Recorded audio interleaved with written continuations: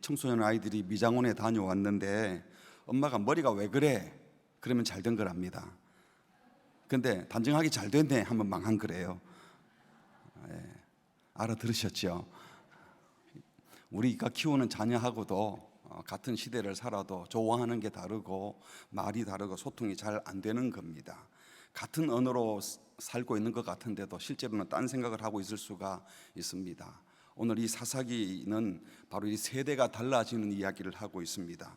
사사기는 이스라엘 출애굽 첫 번째 지도자 누구죠? 모세. 두 번째 지도자 여호수아. 이 두 사람이 다 죽고 난 다음 소위 출애굽 3세대에 대한 이야기입니다. 출애굽 1세대는 출애굽 당시 20세 이상으로 성인이었죠. 모세와 함께 출애굽을 했어요. 하지만 첫 번째 유월절을도 경험하고 기적적으로 홍해도 건너고 기적의 떡 만나도 먹고 반석에서 나는 기적의 물도 마셨지만 이 40년 광야 생활 내내 불순종하고 교만하고 그래서 불평하다가 가나안 땅에 들어가지 못한 세대들입니다. 이 1세대 얘기가 출애굽기 민수기에 등장하는 사람들입니다. 출애굽기 2세대는 그 자녀들 세대들로 출애굽 시 광야 생활 시 미성년으로 출발했습니다. 20세 아래로 출발했고 대부분은 광야 노중에 태어난 다음 세대들입니다. 그래서 부모 세대 1세대 출애굽 1세대들에게 신앙을 전수받았지만 1세대가 어떻게 살았다고요? 맨날 불평만 했거든요.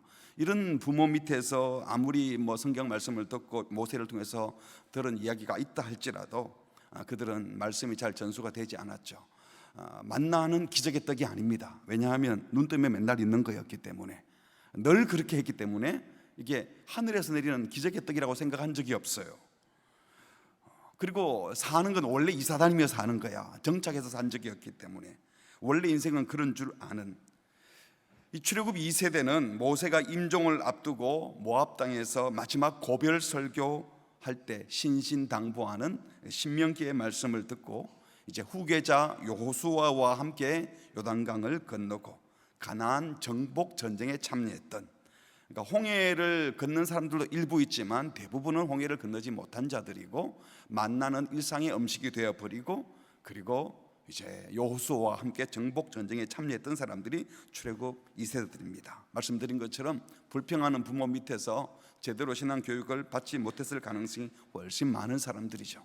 이들에게 분명히 하나님께서 가나안을 정복하라. 이 가나안 정복은 단순하게 정복 전쟁이 아니라 하나님께서 그 땅의 죄를 심판하시기 위한 거룩한 전쟁, 죄를 몰아내는 전쟁이었음에도 불구하고 그들은 하나님을 신뢰하지 못하고 이 전쟁의 목적을 온전히 알지 못해서 말씀에 온전히 순종하지 못한 세대입니다.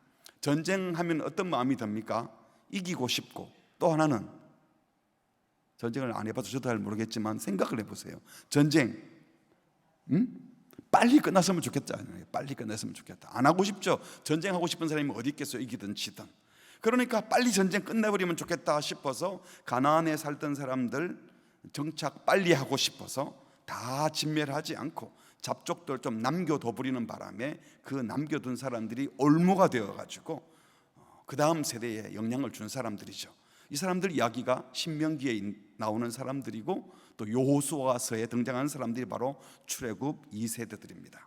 그리고 사사기 1장은 바로 이 출애굽 2세대가 가나안 정복을 제대로 다 못하고 남겨둔 잡족들이 많이 있었다 하는 이야기로 시작됩니다. 출애굽기 사사기 1장 19절에 보니까 여호와께서 유다와 함께 계셔서 그 산지 주민을 쫓아냈지만 골짜기 주민들은 뭐라 그랬어요? 철병거가 있으므로 우리보다 세니까 쫓아내지 못했다 이렇게 되어 있고요. 21절에는 또 베냐민 자손 지파마다 정복할 땅을 따로 이야기해 줬는데 베냐민 자손은 여부서 족속을 쫓아내지 못했다. 또 사사기 1장 27절에 므낫세가 이런 족속 저런 족속 쭉 나열을 하다가 쫓아내지 못함에 가나안 족속들이 결심하고 그 땅에 거주했다. 나 안 나갈 거야 하고 28절에 이스라엘이 강성한 후에 가나안 족속에게 그 사람들이 약해지니까 임보로 쓴 거예요. 노동자로 부려서 썼더라. 쫓아내지 않았다. 또 29절에 에브라임 지파가 또 쫓아내지 못한 사람들, 가나안 족속을 쫓아내지 못해서 그 사람들이 게셀 땅에 거주했고 30절 스불론은 기도론 주민과 나할 주민 쫓아내지 못하였다. 그래서 거주하면서 나중에 노역을 시켰고, 31절 아세리 지파가 악고 주민 시돈 알로 블라블라 쫓아내지 못하고, 32절 또 그 땅 주민 가나안 족속 가운데 거주했고 그들을 쫓아내지 못하였다. 33절 납달리 지파가 또 베세메스 주민 베냐민 주민을 쫓아내지 못하고 그 땅 주민 가나안 족속 가운데 거주했고 나중에 노역을 시켰다. 34절 아모리 족속이 단자손을 산지로 몰아넣고 골짜기에서 내려오기를 용납하지 아니하였으므로 35절에 결심하고 그 땅에 이방 족속이 거주하였더니 요셉의 가문의 힘이 나중에 강성해지고 나서는 노역을 시켰다. 이렇게 되어 있어요. 정리하면 뭔가 하면 이스라엘에게 지파별로 맡겨진 마무리 전쟁 완수하라 그랬더니 쫓아내지 못했다라는 말도 나오고 쫓아내지 아니하였다 이런 말도 나오고요. 그랬더니 그 사람들이 함께 거주했다. 그들 중에 거주했다. 뒤 보니까 결심하고 거주했다. 다시 말해서 하나님의 거룩한 백성들이 우상 숭배하는 민족들과 어울려 살았다는 겁니다. 왜 쫓아내지 못했을까요? 왜 쫓아내지 못했을까요? 때로는 자신들의 강력한 무기를 가진 것이 두려워서 진멸하지 못하기도 했고, 때로는 수가 많아서 겁이 나서 아예 그들과 타협하며 살기도 했고요. 때로는 그 사람들이 자기들보다 약하지만 나중에 노역자로 부리려고 진멸하지 않기도 했습니다. 이것은 단순히 무기가 부족하고 군사력이 모자랐기 때문일까요?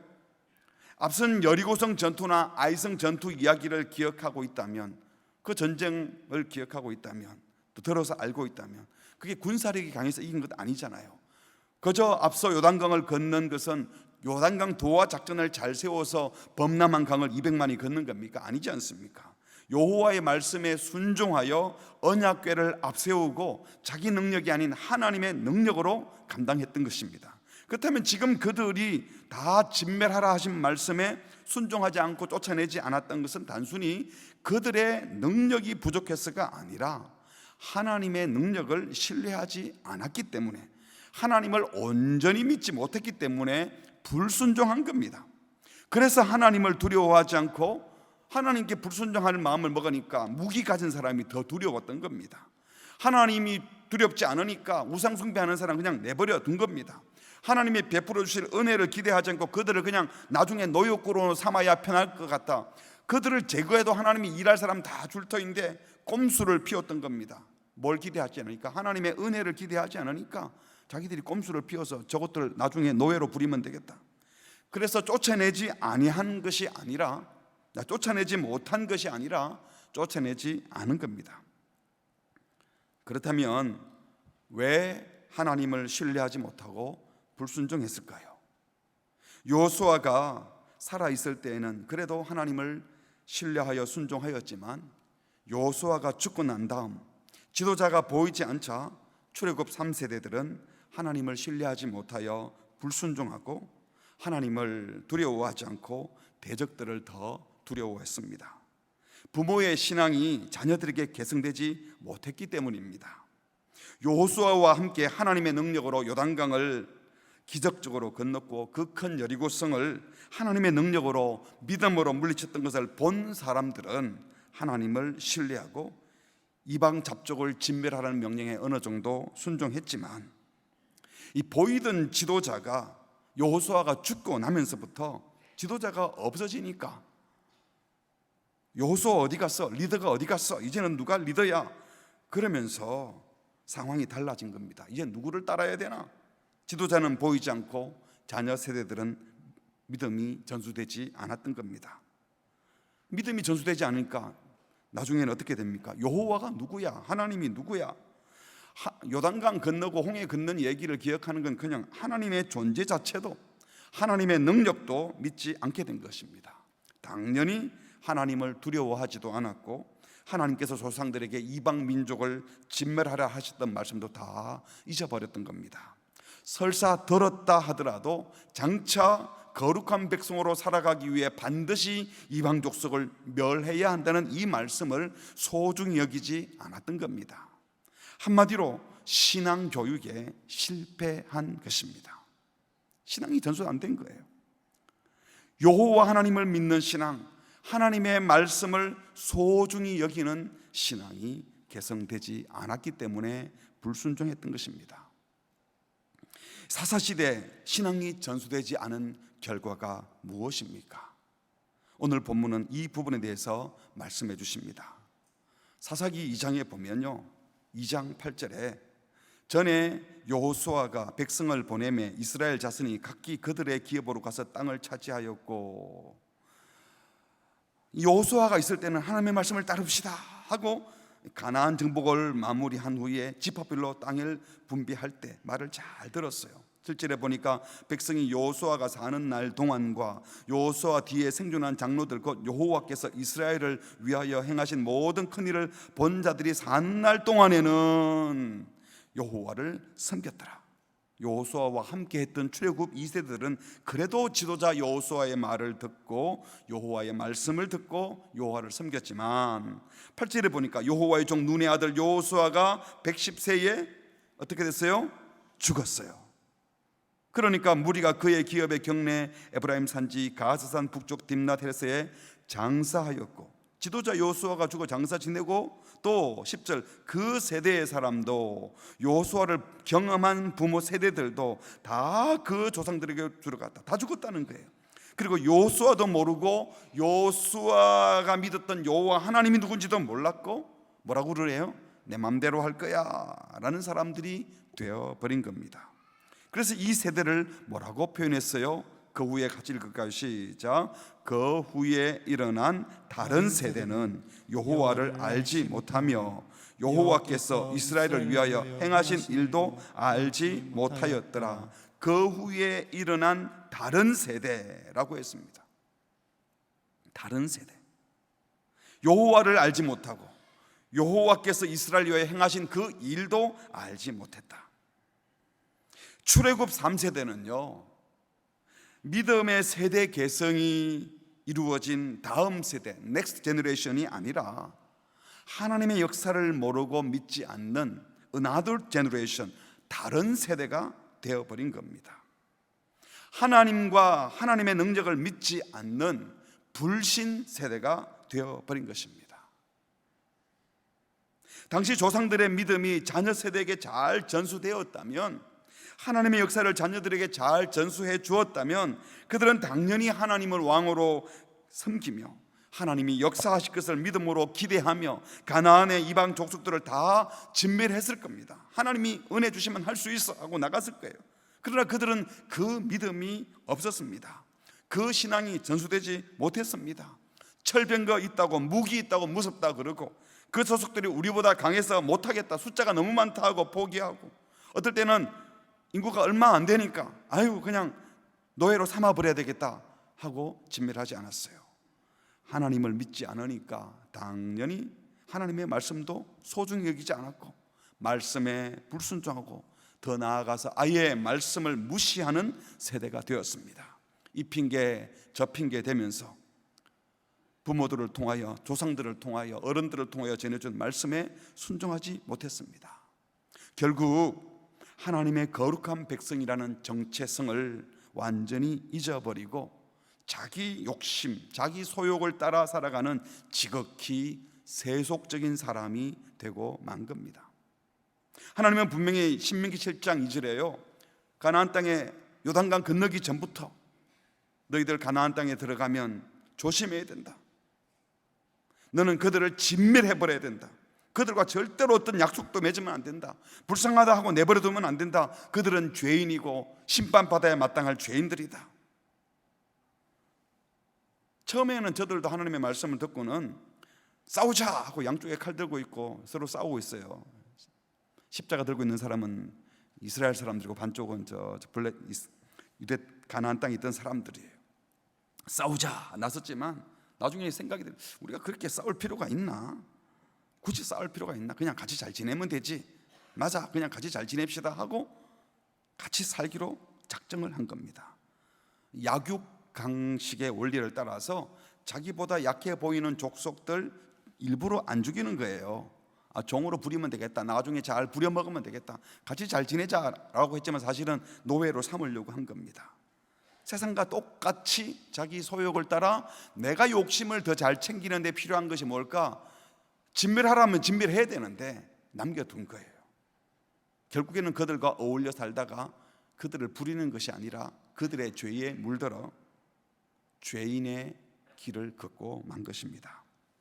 사랑하는 성도 여러분, 왜 신앙이 개성되지 못했을까요? 여호수아는 요단강을 건넌 여리고라는 적진을 앞둔 상황이 어떻게 했어요? 강 건너자마자 전쟁 치러야 되는데 또 물이 막 다시 합쳐질지도 모르는 그 순간에 기억나십니까? 지난 토요일 날 뭐 하라 그랬어요?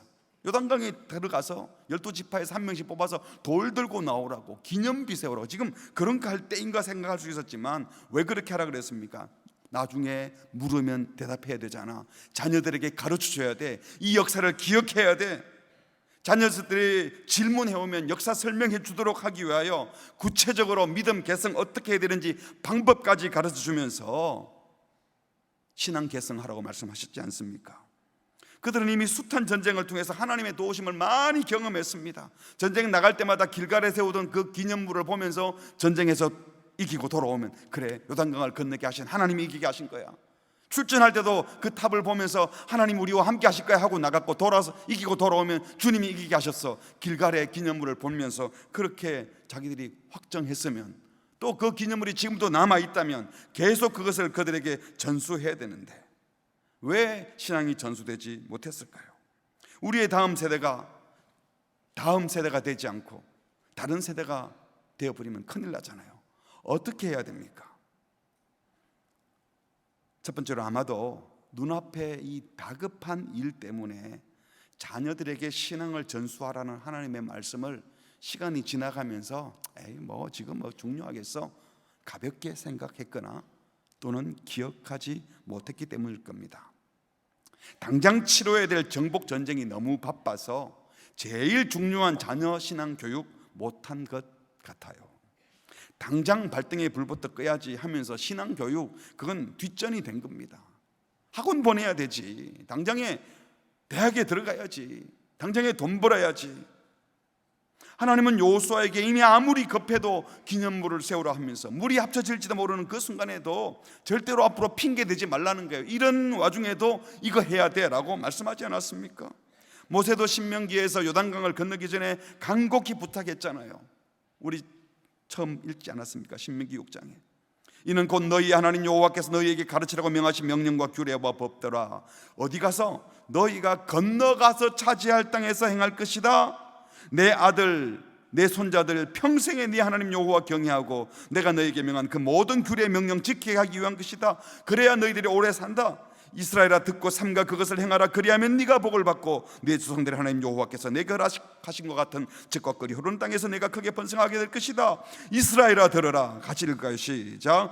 우리 하나님 여호와는 오직 유일한 여호와이시니 너는 마음을 다하고 뜻을 다하고 힘을 다하여 내 하나님 여호와를 사랑하라. 오늘 내가 내게 명하는 이 말씀을 너는 마음에 새기고 내 자녀에게 부지런히 가르치며 집에 앉았을 때든지 길을 갈 때든지 누워 있을 때든지 일어날 때든지 이 말씀을 강론할 것이며 너는 또 그것을 내 손목에 메어 기호를 삼으며 내 미간에 붙여 표로 삼고 또 내 집 문설주와 바깥문에 기록할지니라. 이마에도 붙이고 손목에도 붙이고 문설주에도 붙여서 들어가고 나오면서 언제든지 길 갈 때도 누웠을 때든지 앉았을 때든지 잠잘 때든지 계속 하나님의 말씀이 기억나게 하라고 그렇게 간곡히 부탁하지 않았습니까? 이 말씀대로 다시 정신을 차리고 그 말씀을, 이 말씀 듣는 여러분의 마음에 새기고 앞으로 내 자녀에게, 이미 태어난 자녀들에게, 내 손자 손녀들에게 계속해서 말씀을 읽고 묵상하고 말씀대로 살아가는 모습을 보여주는 우리 모두가 되기를 바랍니다. 여러분들은 말씀을 소중히 여기고 계십니까? 그 소중한 말씀을 읽고 듣고 기억하고 지켜 행하는 것을 혹시 너무 바쁘다고 가볍게 여기지 않았습니까? 그래서 여러분의 자녀들에게도 그 말씀의 의미를 잘 전달하고 가르치려고 지금 애쓰고 계십니까? 세상에 적응 못하면 낙오되면 큰일 날까 봐 이것은 걱정하면서 하나님의 말씀을 제때 배우지 못해서 큰일 날 거라는 생각은 하지 않고 있다면 정신을 차려야 하는 겁니다. 아무리 다급해도 말씀을 소중히 여기고 말씀에 순종하며 자녀 세대들에게 이 말씀을 소중히 여기도록 말로만 가르치는 것이 아니라 보여주고 가르치고 함께 행하는 우리 모두가 되기를 바랍니다. 잘 전수되지 않았던 두 번째 이유가 있었다면 아마도 말의 내용은 전해졌어도 말씀을 믿고 순종하는 신앙이 전수되지 않았기 때문일 겁니다. 사사기 3장 1절에 보니까요, 여호와께서 가나안의 모든 전쟁들을 알지 못한 이스라엘을 시험하려 하시며 이스라엘 자손의 세대 중에 아직 전쟁을 알지 못하는 자들에게 그것을 가르쳐 알게 하려 하사 남겨두신 이방 민족들은 이라고 했어요. 그러니까 2장에서 말씀했던 이 다른 세대를 3장에서는 다른 세대라고 하지 않고 뭐라 그럽니까? 전쟁을 알지 못하는, 가나안 정복 전쟁을 알지 못하는 자들, 이렇게 말했어요. 정말 당시 사람들이 여호수아가 치루었던 수많은 전쟁의 역사를 전혀 몰랐다는 말일까요? 아니죠. 그걸 머리로 모른다는 뜻이 아니라 그 전쟁을 실제 경험하지 못한 자들, 그런 뜻이죠. 오늘 여기서 6.25 전쟁을 다 알죠, 그렇죠? 영화로도 보고 역사책에서도 보고. 그러나 이제 경험한 사람이 몇 분 안 계세요. 아마 여기도 지금 6.25 전쟁에 직접 경험했던 사람은 아주 어릴 때 경험했거나 뭐 이제 거의 여기 이 자리에 안 계십니다. 그러니까 직접 경험하지 않은 것을 알지 못했다, 이렇게 표현한 겁니다. 모세도 모르고 여호수아도 만난 적은 없어요. 홍해 건넌 이야기는 들었지만, 요단강 건넌 이야기는 들었지만, 여리고성 무너진 이야기는 들었을지 모르지만, 아이성도 왜 처음에는 못 물리쳤다가 나중에 물리쳤는지 이야기는 들었지만 그것을 실제로 경험하지는 못했다는 겁니다. 하나님께서 초자연적 능력을, 기적을 베풀었다 하는 사실은 정보로 들어서 그런 일이 있었구나는 아는데, 그 하나님을 내가 경험하지 않았기 때문에 지금 나에게도 이런 일이 일어날 수 있다는 믿음은 없었다는 겁니다. 그걸 모른다고 표현한 거예요. 안 믿었다는 겁니다. 뿐만 아니라 하나님께서 가나안의 이방 민족을 다 쫓아내라 하는 말은 들었지만 왜 하나님께서 가나안 족속들을 다 진멸하라고 했는지 그 의도, 하나님의 뜻을 알려고 하지도 않았고 믿지도 않았어요. 이 큰일 난다, 이 사람들하고 같이 살면 큰일 난다는 말씀을 잊어먹었기 때문에 지금 그들과 어울려 살면서도 이게 문제라는 생각을 안 하고 사는 거죠. 하나님이 하신 일에 대한 사실과 정보는 아마 전달되었을 거예요. 하지만 하나님을 사랑하고 신뢰하고 하나님이 왜 그렇게 하라고 하셨는지 하나님의 뜻을 이해하고 따르는 그 믿음과 신앙은 전수되지 못했다는 겁니다. 그래서 하나님의 뜻을 가르쳐 알게 하려고 일부러 잡족들을 남겨두셨다, 이렇게 말하잖아요. 3장 4절에 보니까 남겨두신 이방 민족들로 이스라엘을 시험해서라도, 전쟁 경험하지 못한 사람들에게 이 잡족들에게 고통을 당하게 해서라도 여호와께서 모세를 통하여 그들의 조상들에게 이르신 명령들을 순종하는지 알고자 하셨더라. 나중에 나오지만 기드온, 삼손 이런 사람들을 통해서 고통을 당하잖아요. 그러니까 전쟁 경험하지 못하고 하나님 뜻을 잊어먹어 버리니까 이런 고통을 당해서라도 하나님 뜻을 다시 알게 하려고 하셨다는 겁니다. 그런데 이들은 5절에 보니까 마침내 이스라엘 자손은 가나안 족속, 헷 족속, 아모리 족속, 브리스 족속, 히비 족속, 여부스 족속 가운데 거주하면서 결국에는 6절에 같이 읽읍시다. 시작. 그들의 딸들을 맞아 아내로 삼으며 자기의 딸들을 그들의 아들들에게 주고 또 그들의 신들까지 섬기게 되었어요.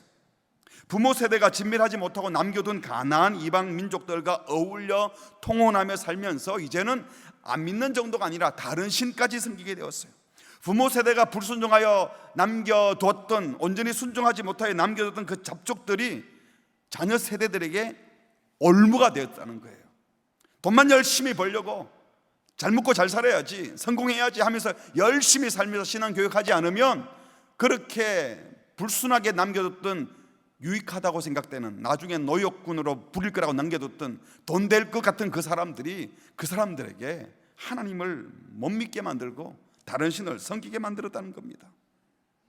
조상들에게 행하셨던 하나님의 역사들을 기억하고 하나님이 주셨던 말씀들을 기억해내어 순종하려고 하지 않고 지금 당장 눈앞에 있는 이방 족속들과 갈등 없이 편하게 사는 편을 택했던 겁니다. 그래서 그들과 결혼을 당연하게 생각하고 그들과 타협하여 그들을 섬기는 신들을 함께 섬기는 것을 아무 문제 없이 생각해 버린 겁니다. 하나님의 백성으로서의 정체성을 지키려는 마음 자체가 없어져 버렸습니다. 이제는 하나님의 백성이 아니고 여호와가 누구야 이런 사람이 되어버린 겁니다. 신앙 계승이 이루어진 다음 세대가 아니라 어떤 세대가 되었다, 그래서 다른 세대가 된 겁니다. 신앙과는 아무 상관없는, 조상들이 가졌던 믿음과는 아무 상관이 없는 하나님을 모르는 다른 세대가 되어본 겁니다. 여기서 우리는 신앙의 유산을 물려주는 것이 무엇인지 다시 한번 깊이 생각해야 됩니다. 지식 전달, 정보 전달, 그거 가지고 신앙 전수되지 않습니다. 우리가 제자 훈련하면서 성경 암송도 하고 성경 통독도 하고 성경 가르치고 배우고 머리로 익히죠. 그 머리 아무리 집어넣어도 그거 가지고 신앙 전수되는 게 아니에요. 하나님의 역사를 말해주고 성경 말씀을 정리한 교리 분명히 가르쳐야 합니다. 중요해야 하지만 그 모든 내용들이 책에 써있는 남의 이야기 하듯이 지식만 전한다고 신앙이 절대로 발생하지 않아요. 예를 들어서 그런 적 누구든지 그리스도 안에 있으면 새로운 피조물이라 이전 것은 지나가시니 보라 새 것이 되었도다. 이거 암송 다 해요. 그런데 이 말씀을 아무리 암송을 해도 예수님 안에서 완전히 새로운 창조가 일어나서 새롭게 변화된 모습을 본 적이 한 번도 없으면 이 말씀은 죽은 말씀이 되는 거예요. 아무것도 염려하지 말고 다만 모든 일에 기도와 간구로 너희 구하기서 감사함으로 하나님께 아뢰라. 그러면 모든 지각에 뛰어난 하나님의 평강이 그리스도 예수 안에서 너희 마음과 생각을 지키시리라. 다 암송하잖아요. 어안에서도 암송하고 다 암송하잖아요. 그런데 이 암송 가르쳐주는 부모님이, 선생님이 염려하는 모습 보여주고 기도하는 모습 보여주지 않고 맨날 불평하고 있고 짜증만 내고, 그런데 뭐가 감사하는 거고 하나님의 평강은 뭐야? 아무것도 전달 안 되는 겁니다. 내가 진실로 그렇게 믿고 확신한 바를 마음 다해 보여주고 들려주고 전해줘야 되는 거예요. 보여주는 건 하나도 없으면서 들려만 주니까 일로 들어왔다 이쪽으로 다 나가버리는 겁니다. 나의 스토리, 나의 간증, 지난 토요일도 말씀드렸잖아요. 내가 요단강 건넌 이야기가 있어야 된다고.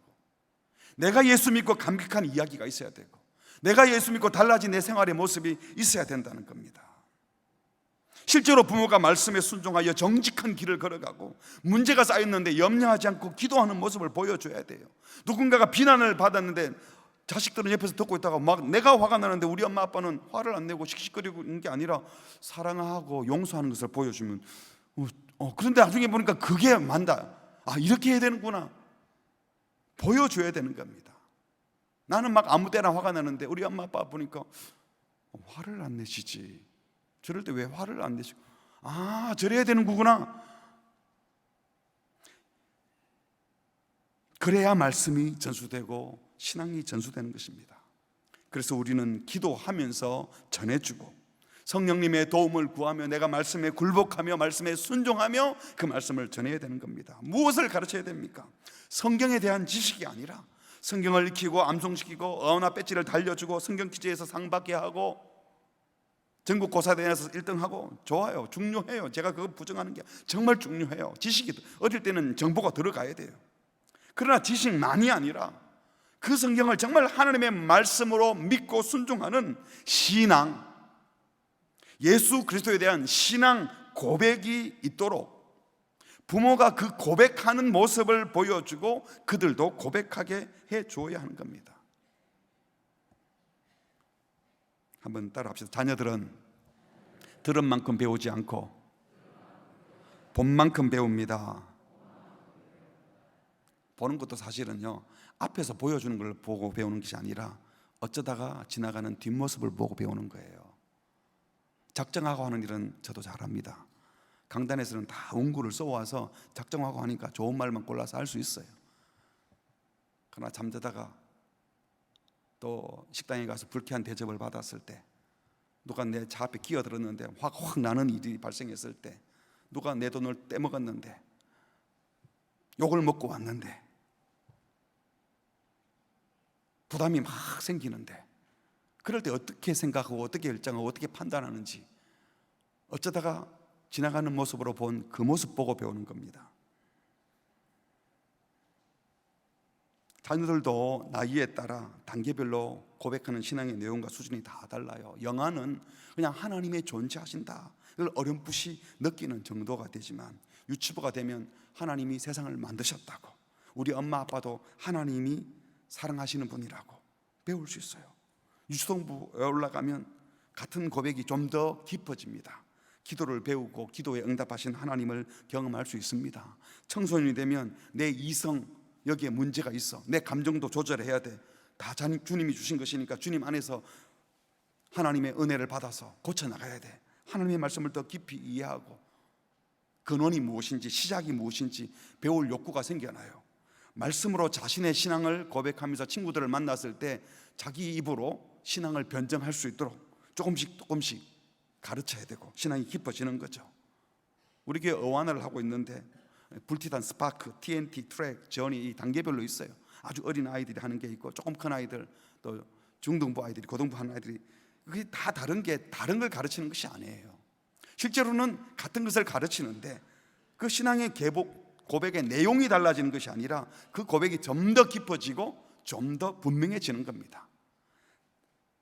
암송할 내용이 단지 더 많아지고 지식만이 많이 쌓였다고 훌륭한 신앙인으로 자라는 것이 아니잖아요. 고백이 점점 깊어지도록 그걸 지도해야 되는 겁니다. 고백할 수 있도록 지도해야 되는 거예요. 우리 교회 제자 양육반이 있고, 새가족반이 있고, 제자 양육반이 있고, 제자 훈련반이 있고, 사육 훈련반이 있어요. 실제로 제자 양육반에 나왔던 내용이 제자 훈련반에 또 나와요.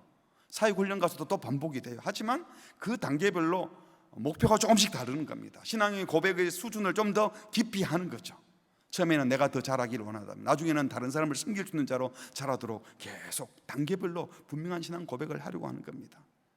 우리가 아이들을 즐겁게 해주고 재미있게도 하고 게임도 하고 다 좋아요. 그런데 그런 게임을 하면서도, 같이 놀면서도 그리스도인들은 어떻게 노는지도 보여주고 어떻게 질서를 지켜주는지도 보여주고, 아이들과 실수하고 잘못했을 때, 숙제를 안 해왔을 때 선생님들이 어떻게 대하는지, 청년들이 실수하고 잘못했을 때 장로님들이 어떤 식으로 대하는지, 우리가 이런 모습들을 통해서 은혜가 무엇인지 보여주는 것이죠. 바라기는 우리 교회 안에서 신앙의 내용도, 우리 교회가 제자훈련하고 또 성경 열심히 가르치는 교회인 거 맞습니다. 그렇다고 해서 여러분, 머리 좋은 사람, 암송 잘하는 사람, 공부 잘하는 사람은 신부상 교회 가면 인정받는다, 이러면 큰일 나는 겁니다. 우리 교회 그런 교회 아니잖아요. 저는 많이 봤습니다. 머리만 좋고 암송만 잘했는데 사람은 안 바뀌어가지고, 아는 것 있는데 사람 안 바뀌면 이게 더 괴로운 거예요. 차라리 무식하지. 차라리 무식하면 그냥 예 감사합니다 이러면 될 텐데, 제대로 분별도 못하면서 잘못된 분별력을 가지고 비판하고 판단하면 큰일 나는 것입니다.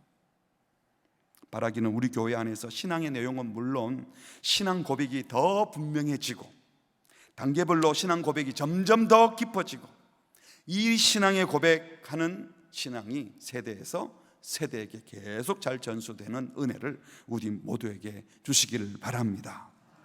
말씀을 맺겠습니다. 제가 미국에서 부목사 생활할 때 이제 신방들을 다녀보면 이민 오신 분들이 대부분이 하는 말이 자녀 교육 때문에 왔다는 분들이 너무 많아요. 근데 뭐 돈이 흘러 넘쳐서 오시는 분들도 있지만 자녀 교육 때문에 와서 투잡 쓰리잡 뛰면서 막 새벽부터 나가서 밤늦게까지 고생하고, 그래서 애들이 어릴 때는요 보모한테 스페인어서는 그 남미 사람들한테 애를 키우니까 애들이 어릴 때 한국말을 배우는 게 아니라 스페인어를 배워요. 그러다가 학교 가면 또 영어를 배워요. 그리고 계속 애들이 초등학교, 중학교 정도까지도 계속 그 돈 벌어야 되기 때문에, 빚 갚아야 되기 때문에, 그래서 이제 애들이 청소년쯤 돼가지고 이제는 좀 큰 집도 샀고 차도 있고 이제 이대로 사업도 안정됐다 해서 대화를 하려고 하면 말이 안 통해요. 엄마 아빠는 단순한 영어밖에 못하고 깊이 있는 영어를 못하니까 말이 안 통해요. 근데 영어만 안 통하는 게 아니에요. 사실은 생각이 안 통해요. 아까도 머리하고 왔는데 잘 됐나 망했나 이게 서로 다르잖아요. 뭐 미국 사회에 있으니까 얼마나 더 다르겠어요. 엄마는 한국적인 사고를 하고 있고 아이들은 미국의 사고를 하는 거예요. 미국의 사고가 다 옳은 것도 아니잖아요. 지금 여러분들은 여러분의 자녀들과 지금 소통이 잘 되고 있습니까? 청소년들하고 대화가 잘 되세요? 어린 아이들하고 대화가 잘 되시나요? 청년들하고는 대화가 됩니까? 한국말은 쓰는데 엄마랑은 말이 안 통해. 알아서 할게요. 아버지가 말해봤자 이해하시겠어. 대화는 하지만 대화가 안 되지 않습니까? 우리가 우리 자녀들을 지금 신앙으로 교육하지 않으면 이게 단순하게 무슨 문화의 문제만이 아니에요. 신앙으로 제대로 소통이 안 되고 있으면요, 엄마 아빠는 계속 신앙을 말하는데 자녀들은 속으로 힘들어하는 거예요. 안 들리니까. 소통이 안 되니까 안 들리죠. 다음에는 영영 대화가 안 될 수 있고요, 고등학교 졸업하고 청년 되고 나면 이제 문 닫아 버릴 수도 있습니다. 우리의 자녀 세대가 다른 세대가 되지 않도록 하기 위해서 어떻게 해야 되겠습니까? 지금도 늦지 않았습니다. 그 어떤 일보다도 지금 자녀 세대 신앙 교육, 신앙 전수, 이걸 가장 긴급하고 소중한 일로 여기시기 바랍니다. 진심으로 나는 우리 자녀들에게 무엇을 가장 소중히 가르치고 있는가? 또 이 말 듣자마자 목사님 말 들었지? 내일부터 새벽 예배 꼭 나와. 그렇게 한다고 되는 게 아니에요. 보여주라 그랬잖아요. 보여주면 한 번 보면 따라 합니까? 오래 보여줘야 됩니다. 계속 보여줘야 합니다. 우리 엄마 아빠가 가장 소중히 여기는 게 뭔가? 진짜 소중히 여기는 게 뭔가? 그게 공부인가? 돈인가? 명예인가? 성공인가? 아니면 하나님을 예배하고 다른 이들을 섬기고 공동체를 하나 되게 만들고 복음을 땅끝까지 증거하고 사랑하고 이런 건가? 두 번째로, 부모 세대가 먼저 하나님의 말씀을 소중히 여기고 성경 말씀 읽고 지켜 행하는 일에 목숨을 거는 세대가 되어야 합니다. 정말 말씀을 소중히 여기십시오.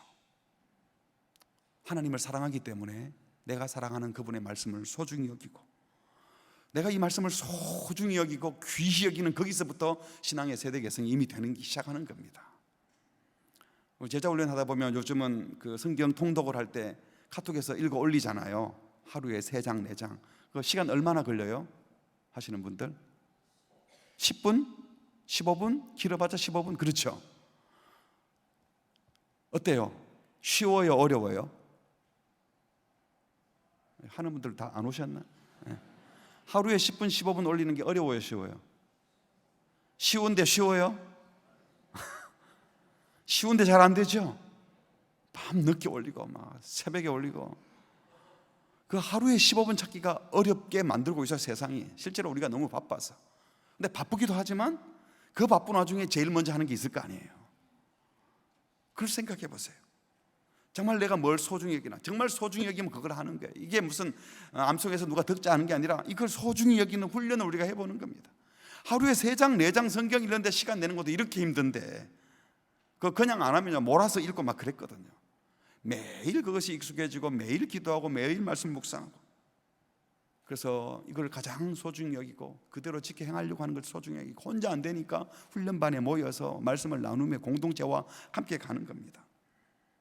말씀을 사랑하는 세대 되시기 바랍니다. 마지막 세 번째로, 신앙의 정보 전달이 아니라 신앙 고백이 있는 삶을 전수합시다. 책에 있는 이야기가 아니라 내 삶에 녹아있는 나의 스토리, 나의 감정이 있어야 하는 겁니다. 지나가면서 하는 말들 가운데도 정말 예수님 알게 된 게 너무 행복해, 너무 감사해, 예배드리는 게 얼마나 행복한 건지, 내 인생의 최고의 복이 예배하는 것이라고, 비록 돈은 손해봤지만 정직하게 살게 된 게 그래도 너무 감사하지, 이 일 때문에 예수님이 증거될 수 있다면 너무 정말 감사한 일이야, 이런 고백들이 그냥 지나가는 말로 툭툭 있어야 되는 거예요. 어른들이 자녀들을 가르치려고 하면 소통이 안 됩니다.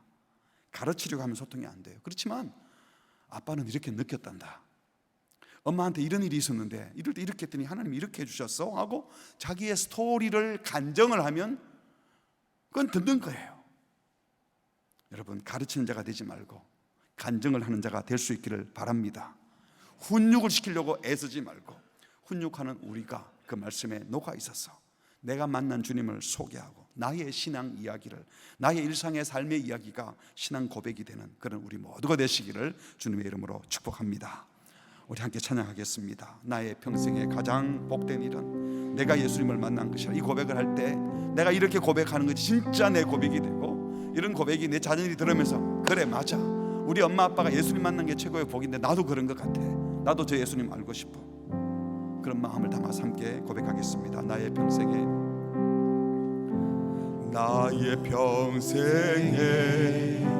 가장 복된 일은 내가 예수님을 만난 것이라.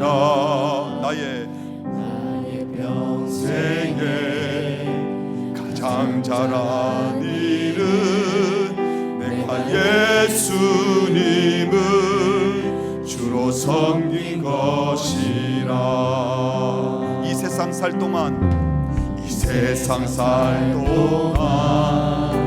내가 걷는 길이 때론 험하여서 넘어질 때도 주의 강한 손이 나를 붙드시니 나는 예수님만 주로 섬기며 살리. 나는 주를 섬기는 것에 후회가 없습니다. 내가 걸어온 모든 시간 주의 은혜니, 내가 걸어갈 모든 날도 주만 섬기며 살리. 오직 예수 이름 부르며 살아가리라. 나의 평생에 가장 복된 일이 내가 예수님을 만난 것이라. 나의 가장 잘한 일은 정말 그렇게 믿습니까? 내가 예수님을 주로 섬긴 것이. 다시 한번 고백합시다. 나의 평생에 가장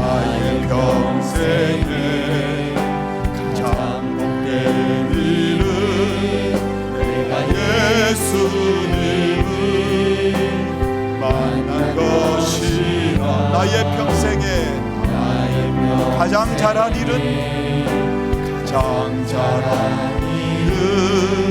내가 예수님을 주로 섬긴 것이라. 세상 살 동안 내가 걷는 길이 때론 험하여서 넘어질 때 주의 강한 손이 나를 붙드시니 나는 예수님만 주로 섬기며 살리. 나는 주를 섬기는 것에 후회가 없습니다.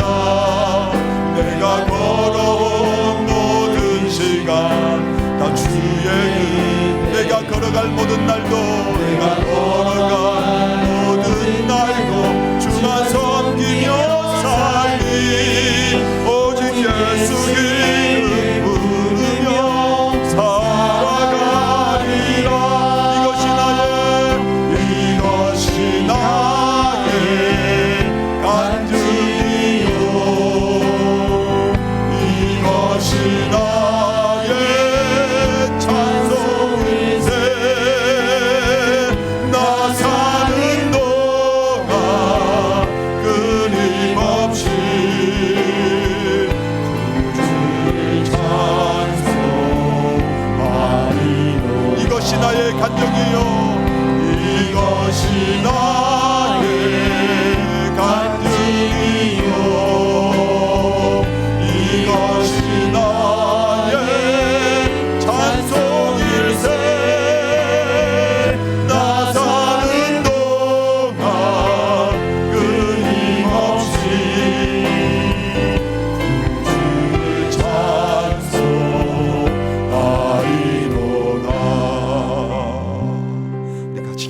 기도하겠습니다. 우리 말씀을 생각하면서 기도하겠습니다.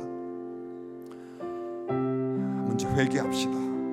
그 어떤 일보다 자녀들에게 신앙 전수하는 것을 가장 소중하게 생각했는지, 다른 것 바쁘다고 소홀히 하지 않았는지 돌아봅시다. 우리 자녀들이, 우리의 학생들이 정말 우리 선생님, 우리 부모님은 예수님을 사랑하는 분이야 라고 생각하고 있나요? 혹시 그렇지 못하다면 우리는 신앙의 전수를 할 수 없는 겁니다.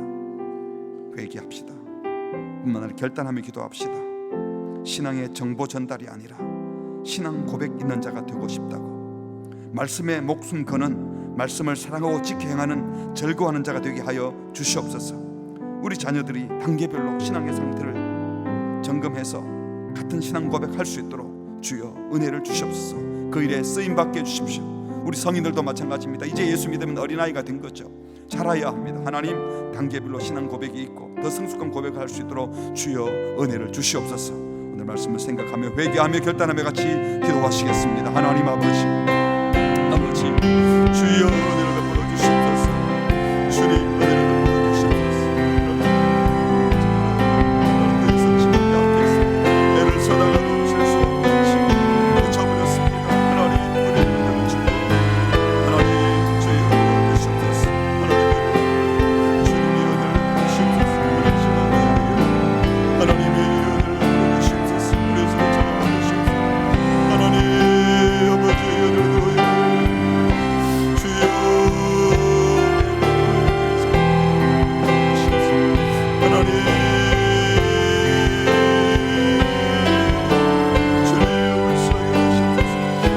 아버지 은혜를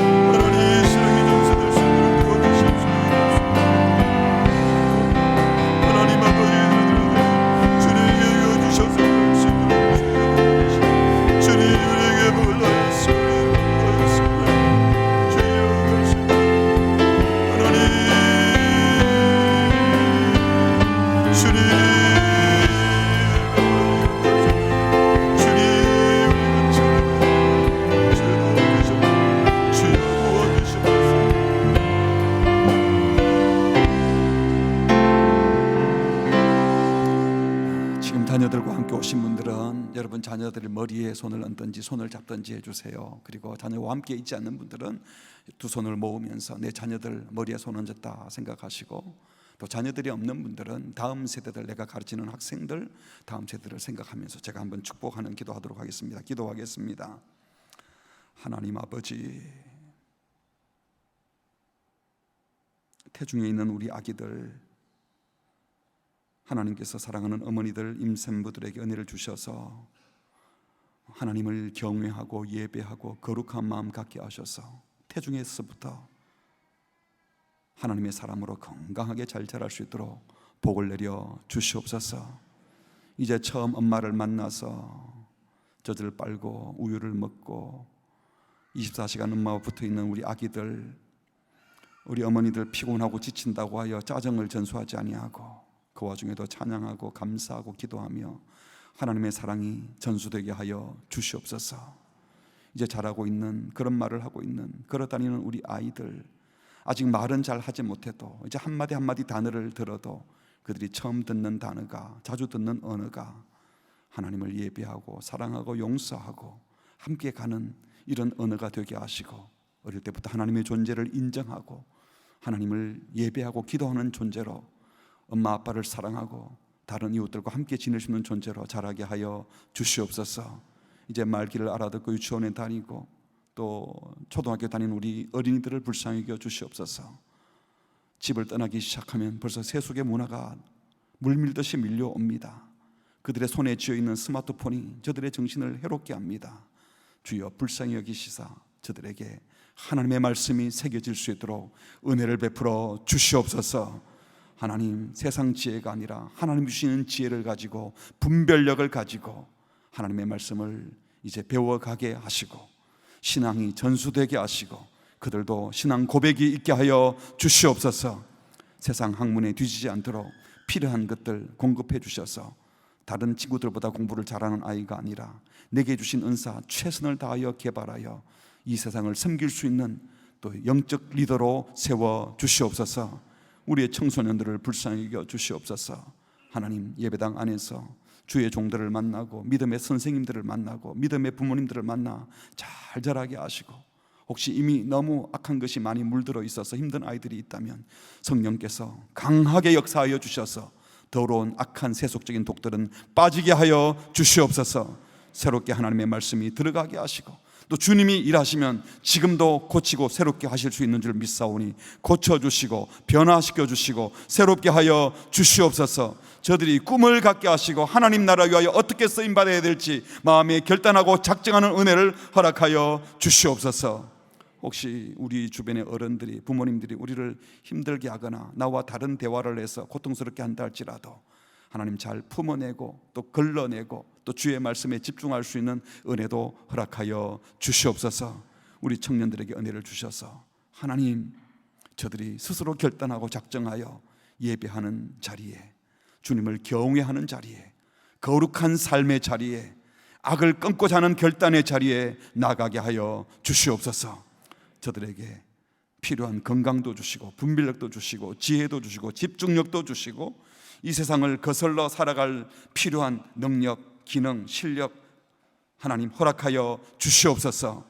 하나님, 돈 많이 벌어 나만 잘 사는 사람이 아니라 하나님 나라를 확장하고 이 세상을 복되게 하는데 쓰임받을 수 있도록 하나님 모든 쓸 것과 필요들을 공급하여 주시옵소서. 우리 어른 세대들이 손을 들고 축복하였습니다. 하나님께서 부모를 통하여 또 우리 선생님들을 통하여 손 들고 축복하고 손을 얹고 축복할 때 하나님의 복이 전달되게 하여 주시옵소서. 이 모든 말씀 예수님의 이름으로 기도합니다. 아멘.